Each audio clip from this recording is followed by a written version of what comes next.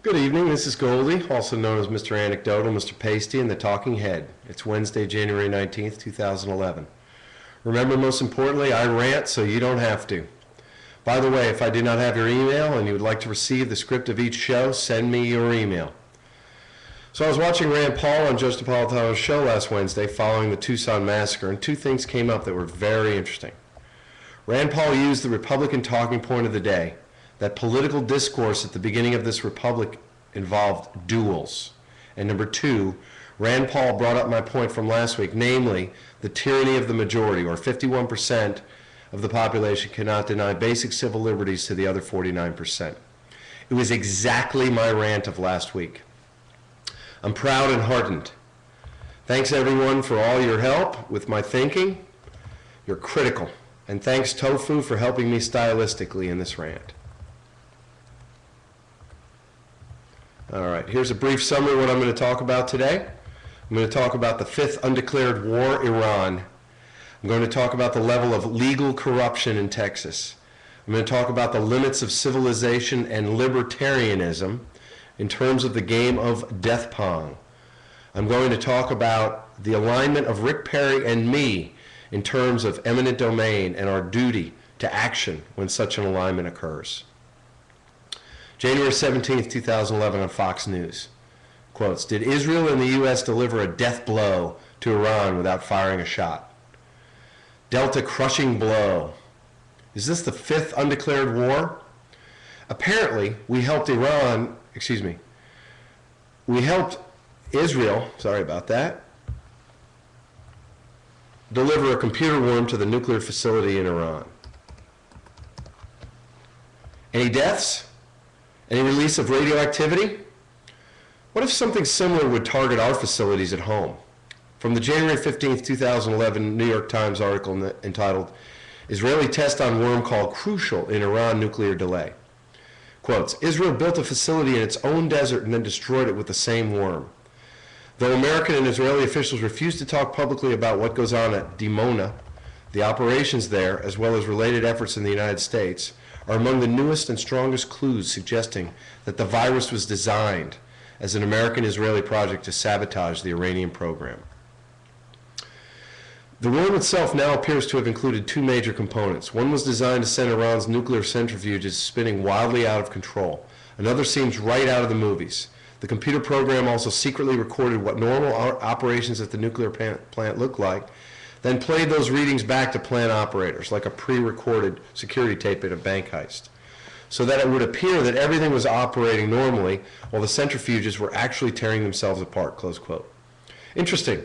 We've advanced to the point that we can deliver a death blow to a facility without firing a shot. As to the almost immediate response that someone could do that to us, China already did it a few months ago when it rerouted almost all internet traffic through China. Deflect, deflect, deflect. Nice work, Fox. Fox obviously supports this type of undeclared war, and they will then get us to have more restrictions on freedom of the press against their own self-interest and freedom of speech as to publishing locations, types, and processes of plants, not just nuclear plants. Also, this is a pro-Israeli message. They are our only ally in this very unstable region, this powder keg. Therefore, Israel's genocidal policies are okay and tolerated by the U.S. Why do they hate our freedoms? I love asking that question. And it's always pointed out when we do things like this. A Pentagon spokesman stated this past week that Martin Luther King would support the wars in Afghanistan and Iraq. Let me repeat that. A Pentagon spokesman stated this past week that Martin Luther King would support the wars in Afghanistan and Iraq. My God, have they no shame? We continue imperialistic policies around the world to put more McDonald's on the table for our fat diabetic children to eat. And who cares about the Iraqi, Afghani, Yemeni, Pakistani, and Iranian children that we kill in the process? The commentators started asking, what are we doing as a nation to keep this type of cyber warfare from happening to us? It was almost immediate, by the way. There's a flurry of official activity to handle cyber defense. Of course, this is the same type of opportunity used after 9/11 to give further commons, taxpayer funds, and for purchases of privacy intruding devices to cronies, which I call donors, of the White House and Congress. I remember an experience that I had a few years ago with a young woman, early 20s, who was at my house, and we started discussing politics. This was before the rant began, so I was a little more agitated with her stupidity than I would be now. She stated that you had to be an idiot if you did not believe. Actually, her words were, if you did not know that the U.S. was behind 9/11. Another friend of mine was there, and he backed away as I took a breath. I responded that it actually did not matter whether or not the U.S. was behind 9/11. I doubted that such a large conspiracy could occur, knowing the level of incompetence in the U.S. government. But it was certainly true that the Bush administration was using the Twin Towers attacks to pass the Patriot Act, start buying all kinds of surveillance cameras, TSA scanners, and other high-tech, high-cost devices, invade Afghanistan for minerals, Iraq for oil, and Pakistan for fun. In this current case of Iran, it will be used by the current administration, yes, the Obama administration, more of the same, to further erode our privacy in relation to electronic eavesdropping, using the context and danger of worms, viruses, and other malware. Again, the more egregious and provable problem is the use of this self-made illegal event to further erode civil liberties with the acquiescence and approval of the American public. We have not declared war on Iran. The Congress' unconstitutional granting of powers to the executive branch allows all kinds of illegal activities, provocations, quite frankly, acts of war, like this computer worm. Moving on. As to the level of legal corruption allowed by Texas law, let me read from an article out of the Texas Observer by Dave Mann and Abby Rappaport. Troy Frazier, Texas State Senator, enjoys the kind of job security most Americans can only dream of. He served in the Texas Senate for 14 years and won't likely lose an election anytime soon. The 61-year-old Republican from the conservative Central Texas resort area, Horseshoe Bay, hasn't even faced a Democratic opponent since 1996. He's run unopposed twice. His worst showing in the past decade came in 2008 when he was challenged by a Libertarian Party candidate and eked out a victory with a mere 85% of the vote. Barring a major scandal, Frazier can serve in the state Senate as long as he wants. Yet Frazier has amassed one of the largest campaign funds in the legislature, nearly $1.3 million. Nearly all the money he's raised in the past 2 years, about 97%, was contributed by special interests, according to a recent analysis by Austin's KXAN. In the last 2 years, the finance, insurance, and real estate industries combined gave Frazier a quarter of his total campaign contributions. You might wonder what Frazier, with no competitive election in sight, is doing with all this campaign money. He's living off of it. Frazier, like all Texas legislators, is allowed to use campaign money to augment his lifestyle, to rent a condo, take his family on opulent trips, and stay in exclusive hotels and resorts. Since he was last elected in 2008, Frazier spent more than $388,000 in campaign funds, most of it unrelated to any election. Frazier tapped campaign money to help pay for a trip with his wife to Park City, Utah during ski season. He and his wife also used the money to travel to Hawaii, San Francisco, and Monterey, California, England, Spain, Russia, Germany, Puerto Rico, Panama, and Costa Rica, where they stayed at a $400 a night resort nestled among some waterfalls. That's not in Samra. Under Texas law, he could legally use campaign money to pay for these trips as long as they could be somehow connected to state business. Frazier also used campaign funds to pay dry cleaning bills, according to state records, in apparent violation of Texas election law. Frazier, like other lawmakers, is using his campaign account like a $1.3 million personal expense fund that corporate political action committees are constantly refilling with money. Frazier's spending has been extravagant but not unique. The Observer analyzed 5 years of campaign data filed with the Texas Ethics Commission by all Texas office holders.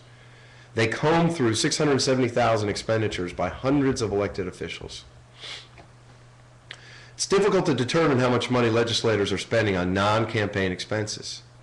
Many outlays aren't labeled, and many others carry vague descriptions that make it nearly impossible to distinguish a legitimate campaign expense from a personal expenditure.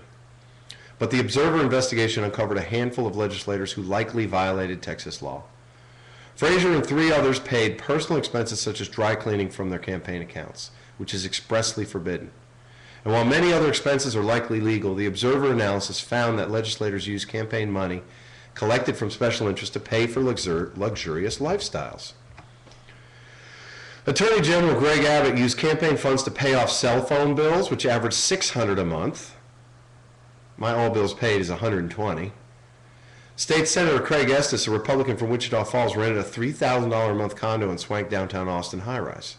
Senator Dan Patrick, a Houston Republican, dropped almost $600 to decorate his office with stuffed animal heads. Senator Jane Nelson, Republican from Louisville, took her husband to Hawaii. Her Senate colleagues, John Whitmire, Democrat of Houston, and Mario Gallegos Jr., Democrat of Houston, traveled to the Aloha State too. Senator Florence Shapiro, Republican of Plano, used campaign money to pay for a $1,200 stay at the Oceanside El Conquistador Resort in Golden Door Spa in Puerto Rico. Shapiro's office noted that she was attending the Council of State Governments Conference, which was held at the resort. No elected official has spent more on travel since 2005 than Governor Rick Perry, whose campaign reported $442,000 in travel outlays, much of it out of state. The high cost stems from Perry and his staff's affinity for traveling in private jets. Major campaign donors have flown the governor and his staff all over the country. These trips, listed as in-kind donations to Perry's campaign, cost up to $10,000 per flight. Some of these donors weren't flying Perry around simply out of generosity. Some.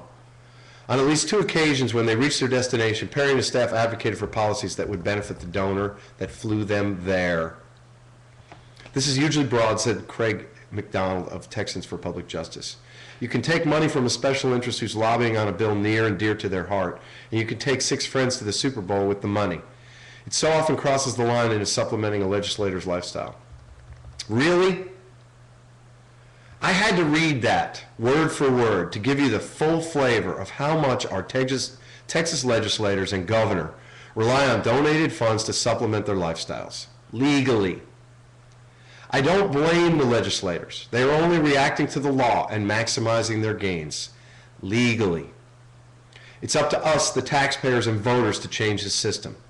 This is, on a far broader scale, the same structural regulatory defect that I have been ranting about for a year or so. The regulatory defect that forces our elected officials to be beholden to donors, and they are.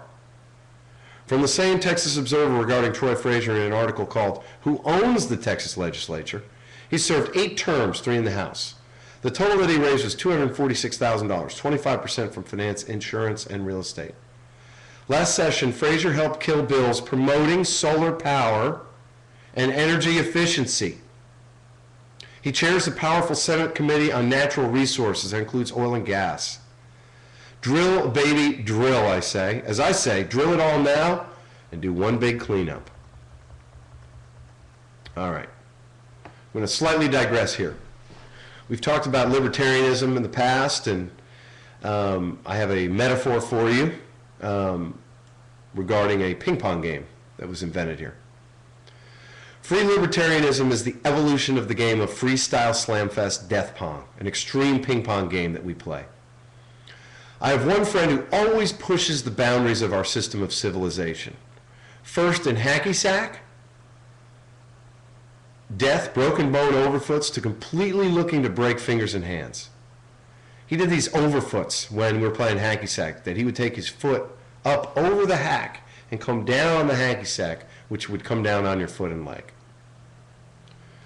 We must restrict this pure libertarian freedom and liberty-pushing behavior.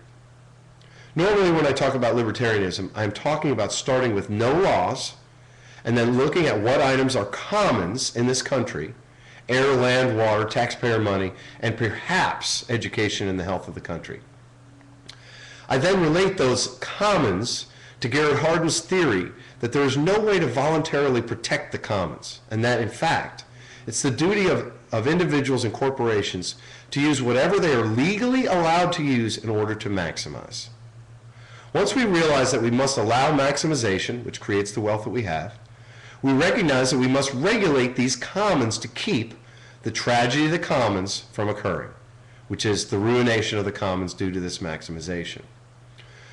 So we're able to show that regulation by the government is needed. This ignores the imperfect and actually structurally defective nature of regulation in this country. I have not yet talked about the system of laws that we must set up to regulate individuals' behavior to each other. Hence, Slamfest and my friend, who we will call Zona Roja. When I redid my house, I built a storage unit that was screened and had a concrete floor. This is the history of Slamfest. Growing up, we all played ping pong, and following the completion of the screen storage unit, I realized that it was the perfect size, actually a little bit small, for ping pong. When we built the room, it was screened, and my friend Kay put his batok through the screen within 10 seconds. And I realized that I needed to put some pieces of wood up in the room so that the batoks would not continue to go through the screen. This was successful. My next door neighbor came over and we both realized that he did not have a clue on how to play ping pong. He could not do topspin or win any points when we played regular rules ping pong. It would be 1-0, 2-0, 3-0, no fun.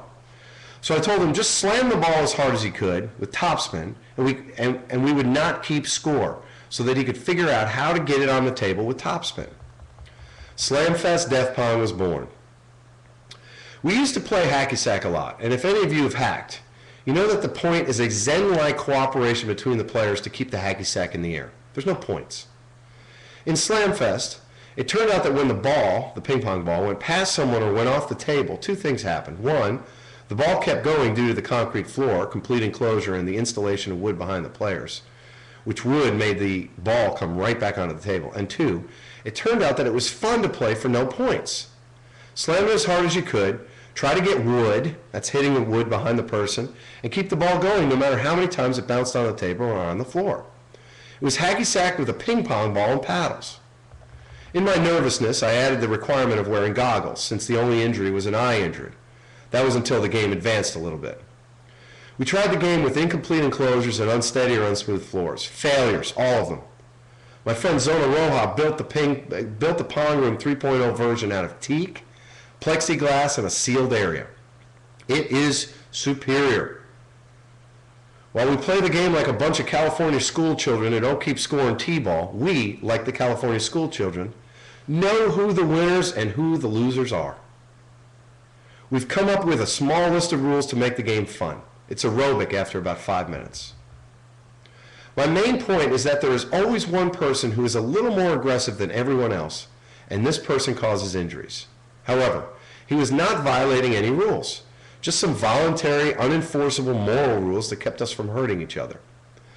This is similar to my argument that BP had no obligation of any kind beyond the rules and regulations that we handed them. They had and have no moral obligation, much as my friend Zona Roja has no moral obligation to stay on his side of the ping pong table. So, how did we cure this problem? Well, we came up with another regulation that if you come beyond a certain point on the opposite side of the table, there's a penalty of 2 shots to hit the offending person 1 time on the back with no shirt on. And let me tell you, it does hurt. And it does work. So even though this story, this metaphor, has nothing to do with the commons, neither directly nor as a metaphor, it does have to do with rules between people and the extent of their liberty to one another. It's where Greenspan and I agree. We need property rights and the rule of law to have growth in the world and in Death Pond. It's why we have noise ordinances, or ordinances against jet skis, or light splash ordinances, or trash burning ordinances. We need to limit the liberty of our neighbors so that we can get along. In our case of Death Pong, the governing body is me and Zona Roja. In the case of citizens, it's the government coming up with ordinances to govern the extent of your liberty. Moving on. Without McCain losing, there would be no Tea Party. Think about it. The opposition to the Bush administration was the lone wolf of the ACLU. Not anti-big government progressives, an oxymoron. It was easy. When a black man got elected, the opposition pulled out all the stops, and it turned out that there were a lot of constitutional arguments to be made by small government Republicans that had to admit George W. Bush was no small government Republican. That's when it became de rigueur to be a constitutionalist, and it created Judge Napolitano and Goldie's rant. The pendulum had to swing to create an imbalance. I spoke with an old friend the other day who has not really listened to any of my rants. She forced me to think about what I had actually been doing for the past 9 months in this rant. Let me reiterate. I've always ranted, politically and otherwise. I think I'm smart. I think I can see connections and messages. When the real estate market cratered, I needed to do something with my time. In speaking with a lot of people, I tried to come up with causes and solutions to the financial collapse. I remember saying, I need to make money off of these ideas. Thinking I was so smart. I thought I needed to do a radio show that showed intelligence. It was more of a tutorial, a non-argumentative forum for call-ins. I thought I could do the show daily. I started with a co-host, but I could not control him to get my message that I wanted to put out. I realized that the idea of a co-host, while valiant, was a failure. Also, the idea of a free-range rant, like I did at the beginning, never worked out the way it did when I was talking to my friends about these issues during the week. So the show has evolved to me leaving Fox on all day, reading the local paper, reading the New York Times, and watching free speech TV. I cannot handle watching and do not have the time to watch MSNBC.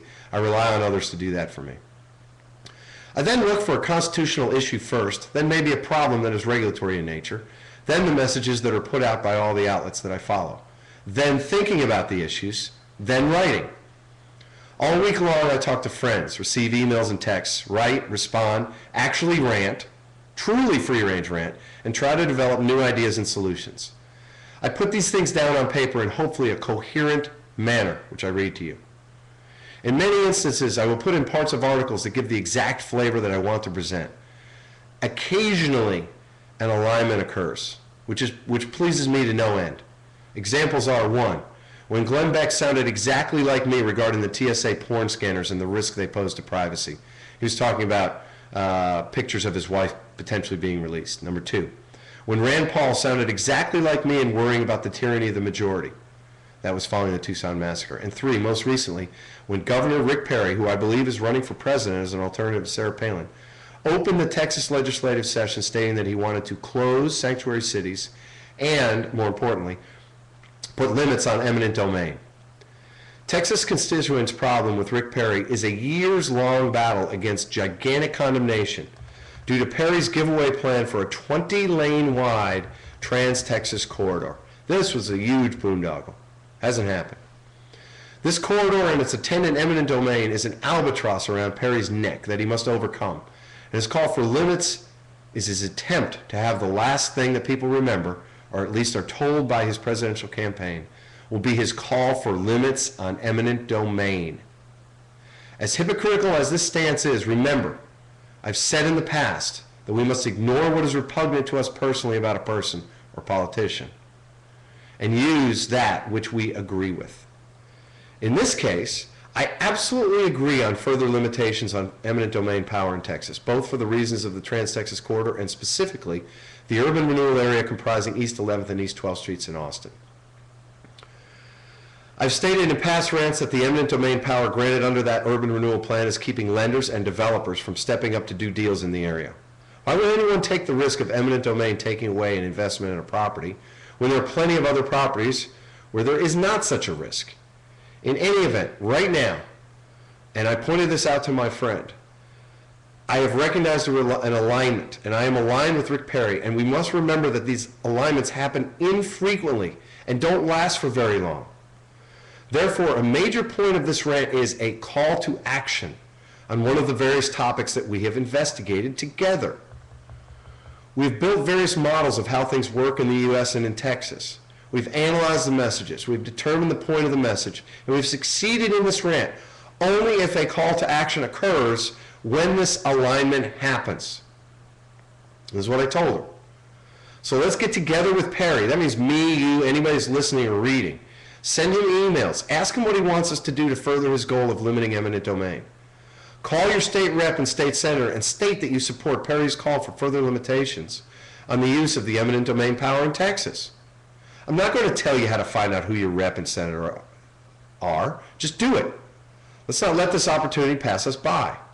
Back to my friend M from Dallas.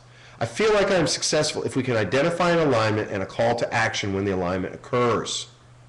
It's the culmination of everything that I have done in this rant, notwithstanding your distaste of Perry's crony capitalism in Texas, which is gigantic. January 18th, 2011 on Fox News. Quote, there are 129 million Americans with pre-existing conditions, close quotes. This was actually a quote from the Obama administration. And it was pure propaganda from the Obama administration on the eve of a symbolic vote to repeal Obamacare. Stuart Varney from Fox Business Network, he is opposed to Obamacare, stated that the real number of actual chronic pre-existing conditions is 600,000. I don't know where you got that number. On January 19th, 2011, the Republican majority in the House voted to repeal Obamacare. It's a symbolic vote. On Fox, there's confusion, but obviously support for this time and money-wasting effort. They first said that the Republicans are voting to repeal and then offer an alternative together. In the next breath, they say they want to repeal first, then replace with something else. Bullshit.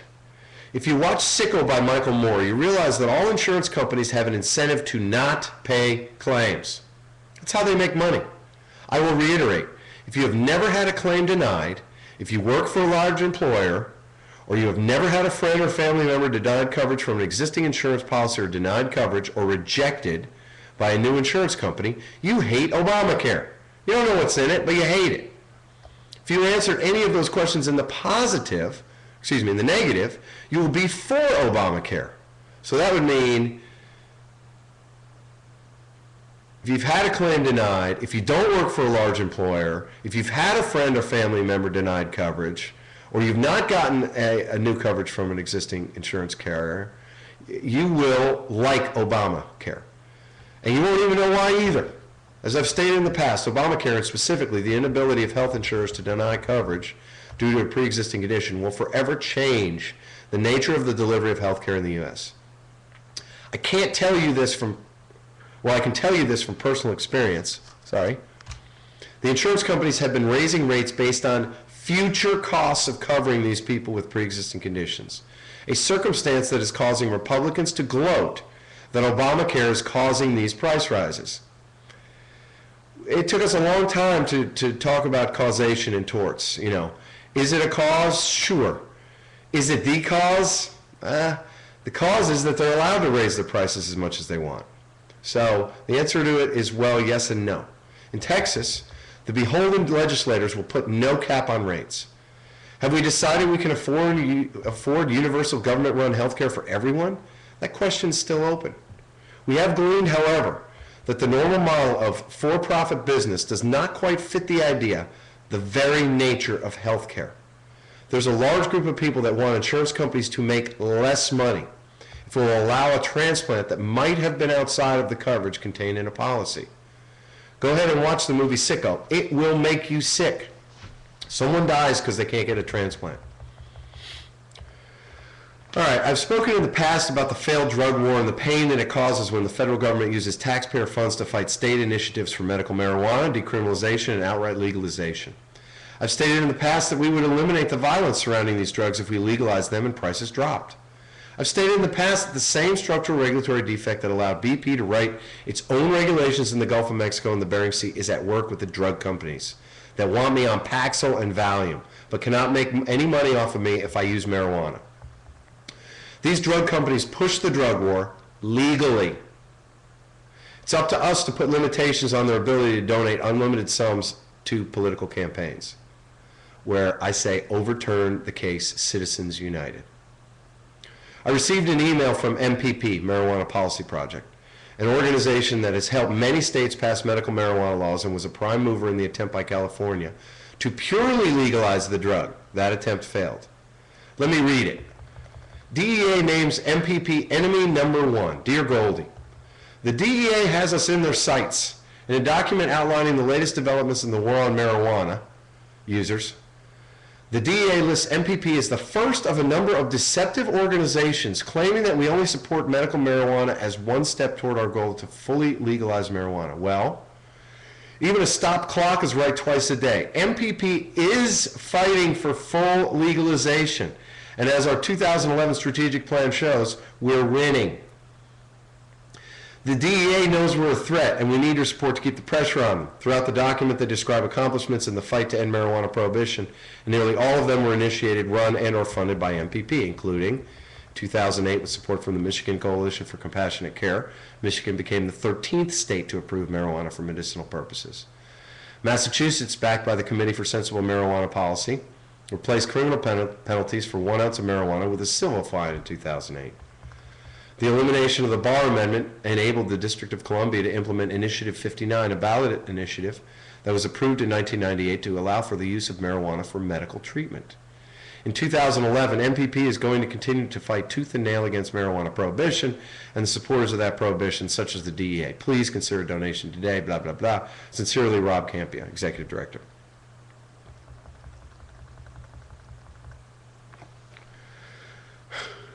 Who the F is the DEA to use our federal tax dollars to fight this organization? Wasn't Obama supposed to be for hope and change? Aren't our antiquated prohibition laws racially discriminatory in nature for a nonviolent crime? Is Obama more of the same? Of course he is. He's a part of the problem, not the solution. He needs to raise $1 billion to run for re-election. Do you think he's going to do that with $20 internet donations by individuals? Hell no. He needs corporate freedom of speech, Citizens United money. He's not out to destroy the country. He's out to enrich himself. He's out to raise money, and he's out to be reelected. The fears spewed by Republican lackeys are false, solely because they want to put their own person in the White House so that they can get more of the commons, more of our taxpayer money, more of our purchases under no-bid contracts. Moving on. As to an alternative Republican presidential candidate, because all I've been talking about is Palin and Rick Perry. Tim Pawlenty, or Huckabee, milquetoast. Tim Pawlenty was on Fox on January 17th, 2011, and he is one of the Republican governors, he's actually an ex-governor, that is calling for the U.S. to not raise its debt ceiling. He knows that they are going to raise the ceiling anyway, so that we do not default on the debt. But he will be able to point to his call to not raise the debt ceiling during his presidential run.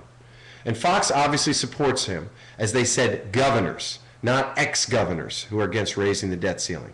They actually were only able to come up with two, so there were only really one actual governor that was willing to go on tape. Chris Wallace on Fox said, "We'll see what kind of debater he is on the big stage." Now, Pawlenty was on Jon Stewart, I think that night or this past week, and he did not answer a single question that was asked. He's ready to be a presidential candidate. I'll keep an eye on him for you. That's all there is today. I want to thank our sponsors, all of which support this form of conversation, but not necessarily the content of this conversation. PianoByAngelo.com, Angelo Limbesis, who teaches and plays keyboards all over Austin. Call him up for a lesson, please. ZetaDesign.com for all of your decorative painting needs. She can make anything look like anything. And she's reasonable. Call her. Get her to do something in your house. It's cheap, and it looks great. She can do metallic paper.